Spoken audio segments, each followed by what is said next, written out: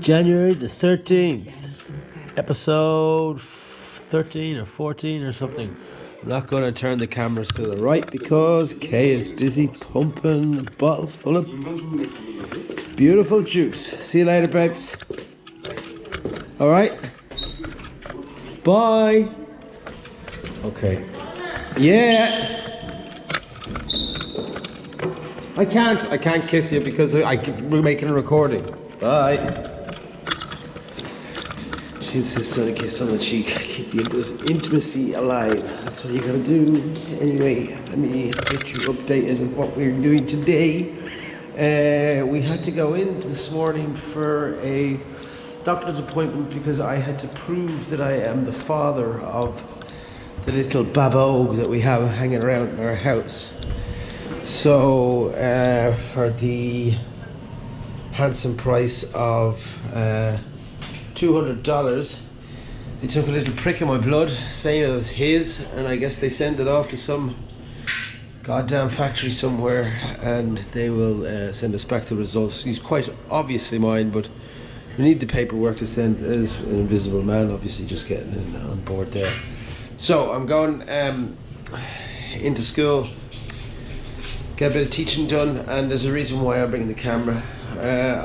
I've put an order in on Fiverr.com to try and get the first ad done, which is basically a call to action stating that we are going to pay for 4 people to be flown, one from America, one from Australia, one from Ireland, and one from England, all the way over here to stay in our homestay for several weeks while they sober up. After that, we'll get them accommodation and we'll get them a job. So the idea that was always so far-fetched and fictional is growing some legs. And before I had that idea wherein we hitchhiked around Ireland in fancy dress and raised $10,000 for Down Syndrome Ireland. That was a brainchild for a good 2 years before anything happened. So the ad is going to be made within the next few days. I'm bringing the camera in because I want to take some footage of the classroom. Okay, over now. Yeah, so not a bad old day today, I guess. It was pretty diabolical earlier on. It was hot the day before, pissing rain the day before that. We got some serious climate change going on, but nothing compared to the type of stuff that we're seeing further afield. Compliments of Mama Piton in our household now. For 24 hours a day we have the Filipino news channel. Sorry buddy, I gotta do this. I don't like it when I don't scan the bloody card in. Yeah, so some volcano just erupted one of the islands over in near Cebu. When you're sitting in your nice comfortable apartment, you're looking at that kind of jazz, thinking to yourself, could that be me? That thought process really only goes through our minds very fleetingly before we get back to the task at hand. Thankfully, over here, the task at hand is normally, you know, jump on a motorbike, drive around the corner, throw a sticky ball around for a couple of kids for a few hours, and then go off somewhere, drink some coffee, read the papers, and just chill beans, you know. As I said just before I bloody jumped on my bike, the Homeless to Hanoi idea, the call for action where we will actually pay for 4 people to come out, to come over here and stay in my chow and to do a 12-step program with some slight modifications. I ain't gonna lie to you, it's not gonna be like a traditional AA kind of thing, and it could well have a lot of AA heads up in arms over various different aspects of it. Like I have considered including Russell Brand's 4-part series. Well, there's 4-hour content of Russell Brand available now on woodencommune.com, and it's basically just Russell bringing you through the 12 steps. Now, I said to you before, when I said that to my sponsor, he said straight away, anytime he sees anything to do with Russell Brand, he just deletes it straight away. He wants nothing to do with the man because he made money out of AA. He wrote the book Recovery, and he sold it for whatever it cost, maybe $20 when it first came out.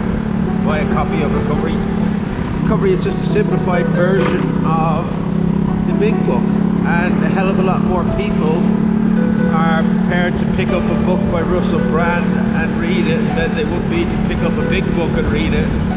Therefore, ipso facto,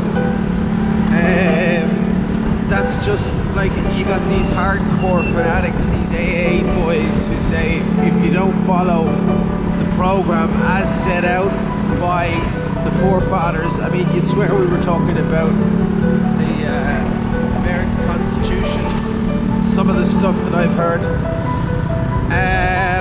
And of course everyone's entitled to their opinion, but if I'm getting people sober, surely to Christ then it doesn't matter how I'm getting them sober.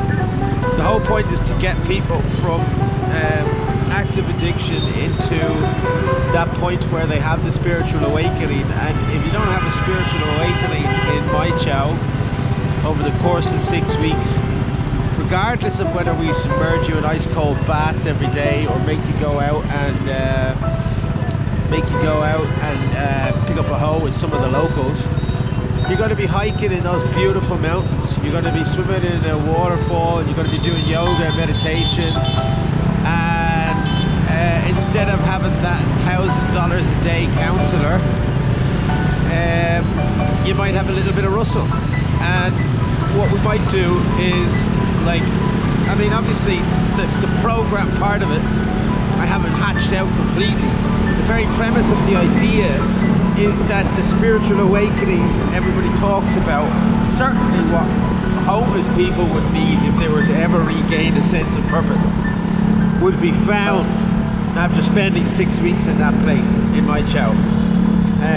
Now I have to dig through my treasure trove of archives to see if I've got any actual footage of the bloody place where I'm proposing to send people.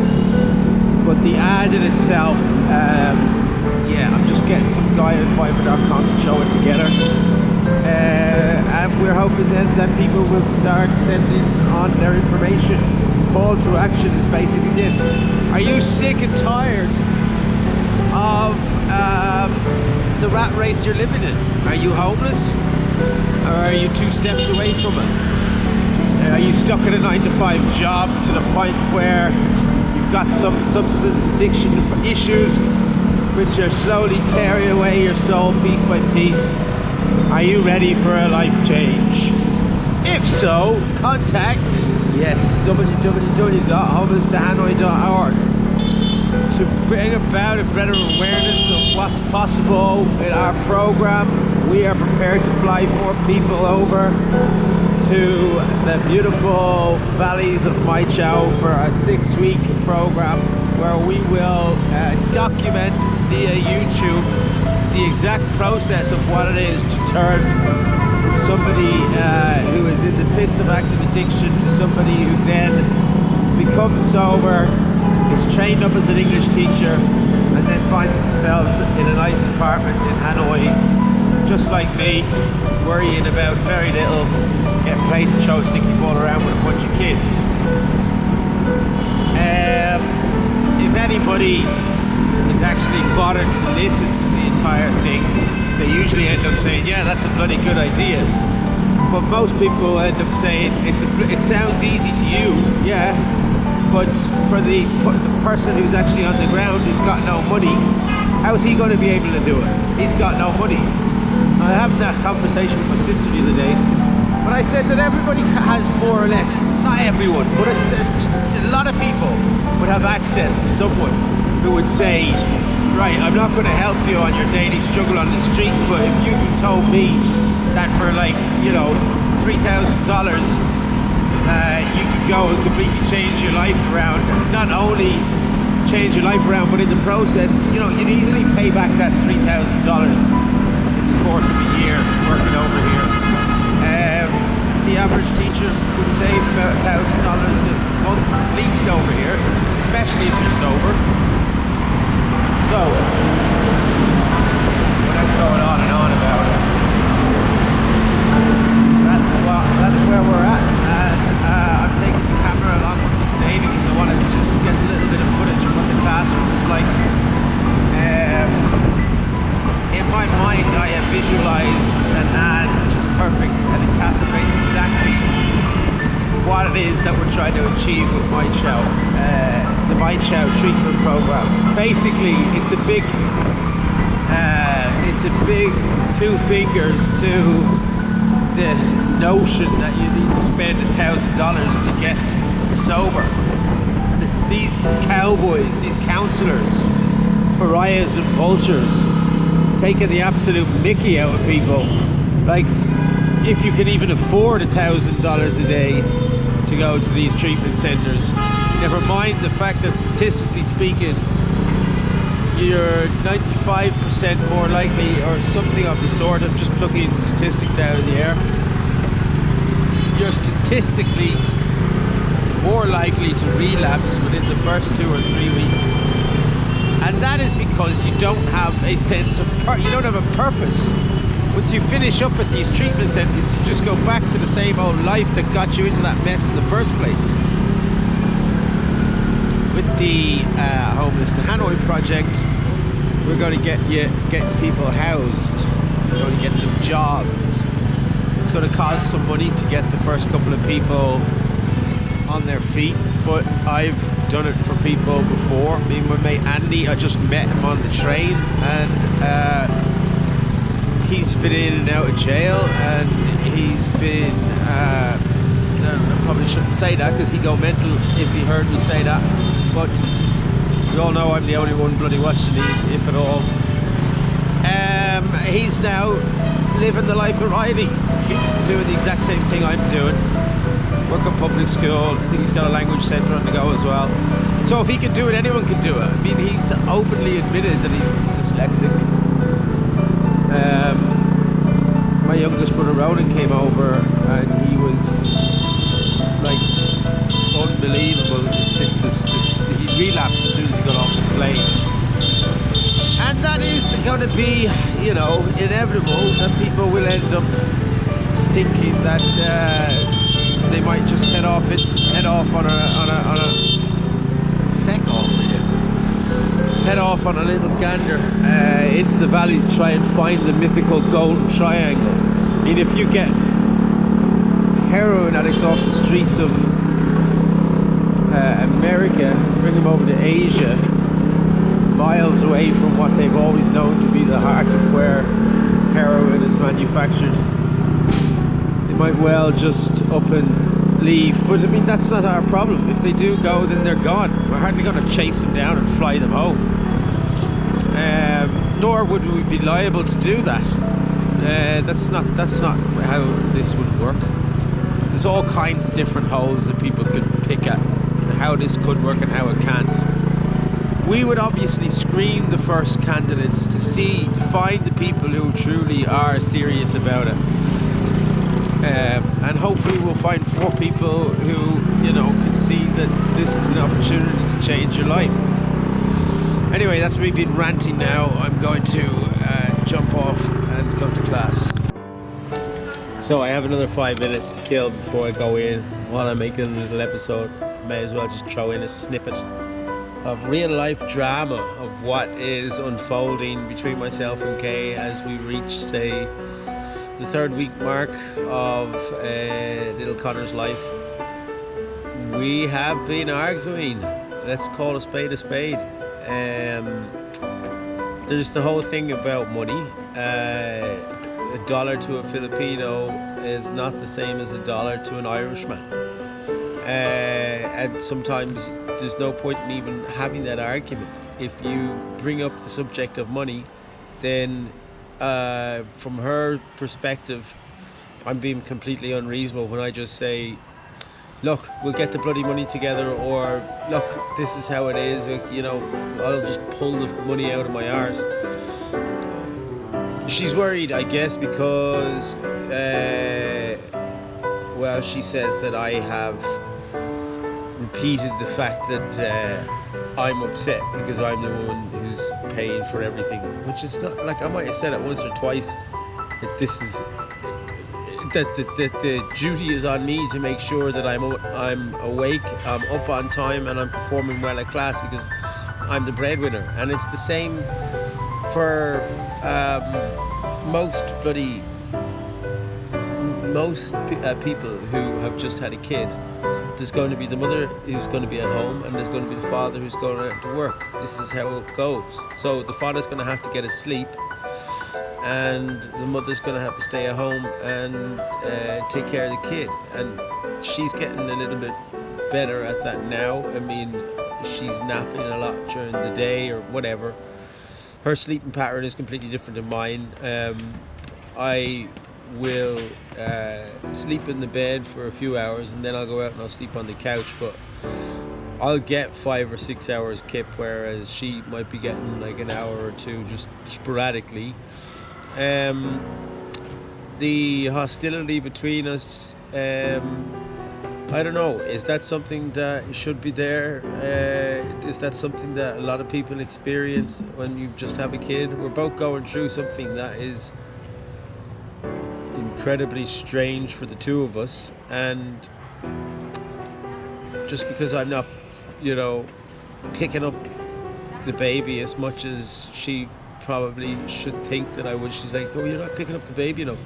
Just because I'm not picking up the baby does not mean that I'm not interested in the long-term, you know, the life and everything that happens and everything that comes along with it. I said before, like, I think a lot about what's going to happen a little bit down the line, whereas she doesn't think about that at all. You know, for the first time she asked me, she said to me the other day, will we sign another contract to stay in Hanoi for another year? And while we did say that that's what we were going to do, I still would like to keep the options open to relocate somewhere else, or to keep to keep as many options open as possible, if I can. And so, without kind of upsetting her, what I tried to say is are they pushing us to sign the contract? Which I don't think they are. I think we could extend the contract for another 3 months. Anyway, that's it. I'm going to class.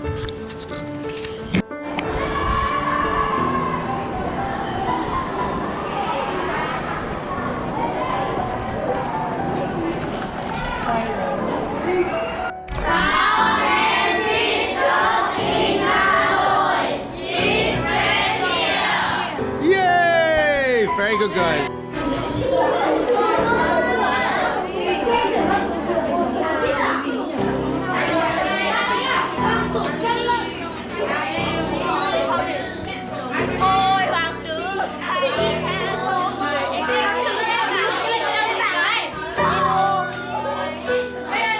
Are you busy? Are you doing good work? No. Are you learning English? No. Is it easy? No. Do you like English? No. Yeah, Cass, can you speak English? Are you happy? No. Do you like your teacher? No. Yes!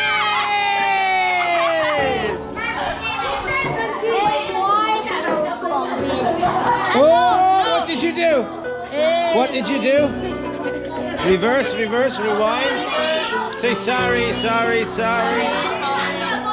Do you like English? Maybe. Do you like English? Do you like English? Do you like English? Yes. Are you clever? Bago cafe hapsin choming kung. Bago cafe hapsin akwi kung. Yeah.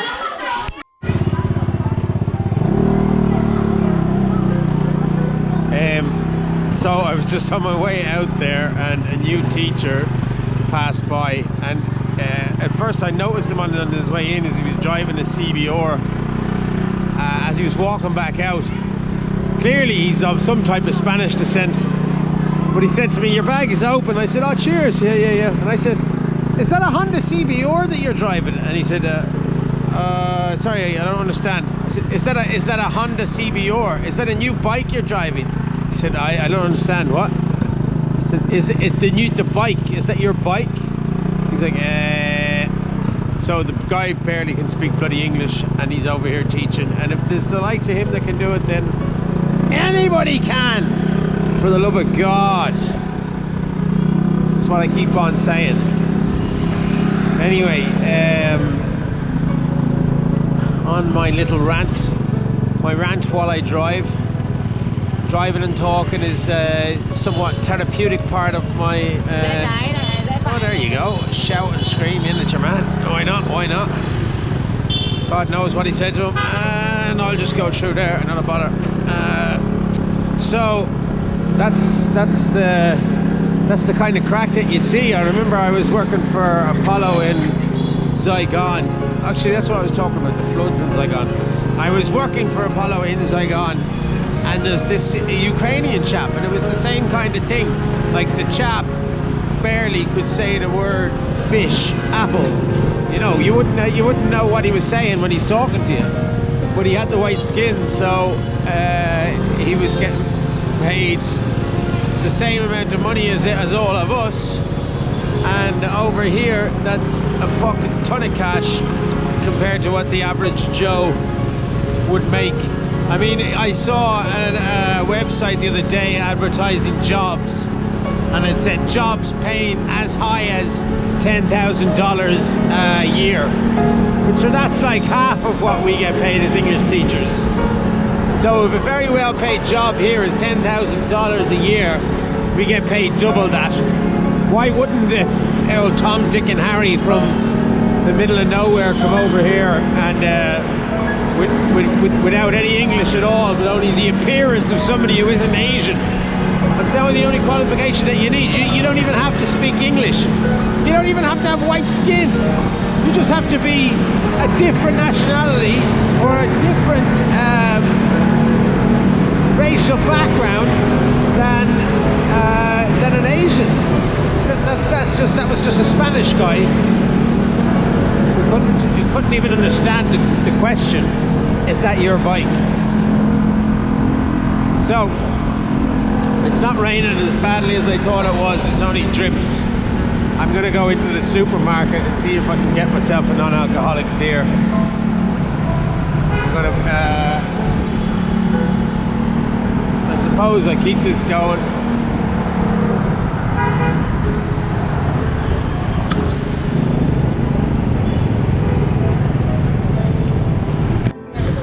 So I just parked my bike up on the footpath there, not a bother. Only running into the shop for a second or two. Nobody's going to be too bothered by that.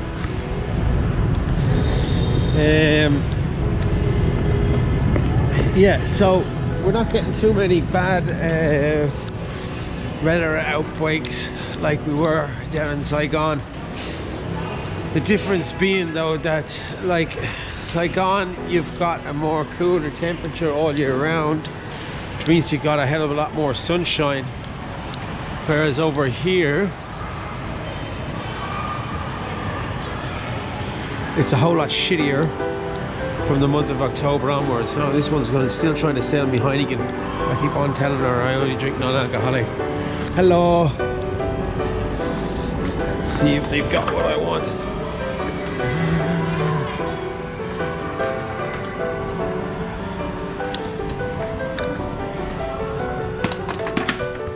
Yes, they do.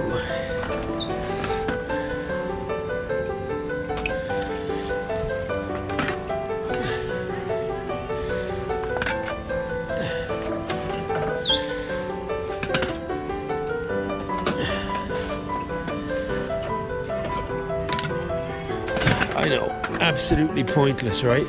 Sober in Hanoi and the guy's buying himself non-alcoholic beers. But if any of you are the type to judge, you can all get... Thank you.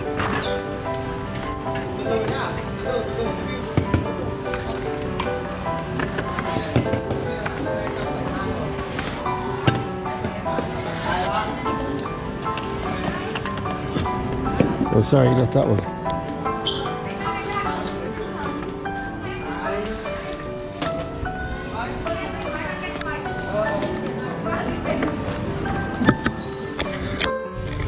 So it's a Monday evening, and every now and then I break the rules and I have a sagata, non-alcoholic. I just enjoy the lake, and if somebody is around they'll meet me, if they're not, they're not, but that's it me for the end of the day. I had a full-on hour and a half's work. I had a visit to the doctor this morning. I left my bloody headphones in the school, so I had to go back for them. But I'm just going to chill out, enjoy this non-alcoholic beer, and then I'm going to go back to my screaming baby. That's all for today. See you later, folks.